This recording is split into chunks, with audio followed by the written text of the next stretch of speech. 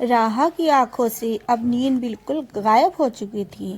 وہ بار بار سوچ رہی تھی کہ اس کی امی اسے چھوڑ کر کیوں گئی۔ صبح ہوتی ہی وہ اپنے دادا جی کے پاس گئی اور کمزور دل سے ان سے کہنے لگی، دادا جی آپ مجھے بتائیے، مجھ سے آپ مت چھپائیے، میری امی کہاں ہے، کون ہے، وہ زندہ بھی ہے یا نہیں؟ دادا جی کی آنکھیں بھر آئی، انہوں نے گہری سانس لی اور کہا، بیٹا آج میں سب کچھ تمہیں بتا دوں گا۔ تمہاری امی کا نام تارا ہے۔ تارا میری اپنی بیٹی تھی۔ ہاں تم تارا کی چھوٹی بیٹی ہو۔ میں تمہارا نانا ہوں، نہ کہ صرف دادا۔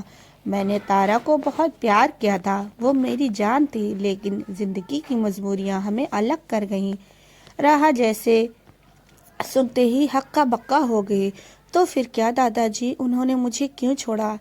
دادا جی نے بتایا، تارا نے ایک امیر گھرانے سے شادی کی۔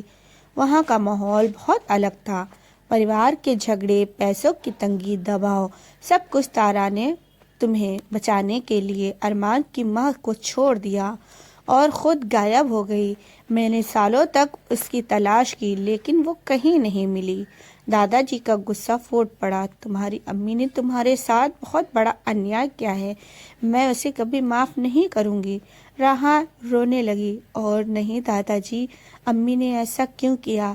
پلیز دادا جی، نانا جی، میں اپنی امی سے ملنا چاہتی ہوں۔